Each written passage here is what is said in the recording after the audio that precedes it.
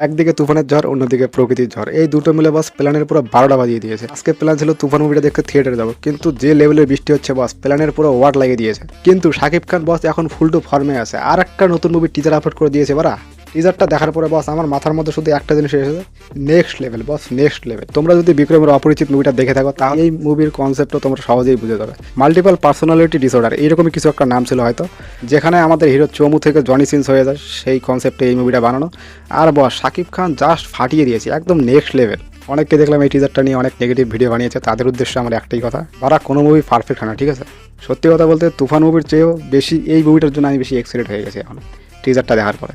Teaser আমার ভালো লেগেছে। এখন প্রবলেম বের করতে হলে বস আমি ১০-১২টা প্রবলেম বের করে দেবো, কিন্তু তাতে এই টিজারে কোনো রকম ইফেক্ট পড়বে না, কারণ শাকিব খান বস জাস্ট ফাটিয়ে দিয়েছে। তোমরা যদি টিজারটা এখনো পর্যন্ত না দেখে থাকো তাহলে গিয়ে দেখো ওরা কী করছো, দেখো গিয়ে। আমি শাকিব খানের অনেক প্রশংসা করতে চাই এই মুহূর্তে, কিন্তু আমি নিজের ফিলিংস ঠিকভাবে প্রকাশ করতে পারি না, সে কারণে জাস্ট ফাটিয়ে দিয়েছে, বাবাল হয়েছে। আমার তো একদম হেভি লেগেছে। ঠিক আছে, যেরকম মুভি আমরা বাংলাতে এক্সপেক্ট করি ঠিক সেই লেভেলের মুভি এটা হতে পারে।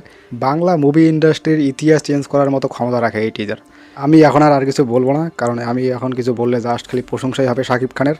ভিডিওটা ভালো লাগলে লাইক, শেয়ার, কমেন্ট, সাবস্ক্রাইব করো। দেখা হচ্ছে নেক্সট ভিডিওতে খুব তাড়াতাড়ি।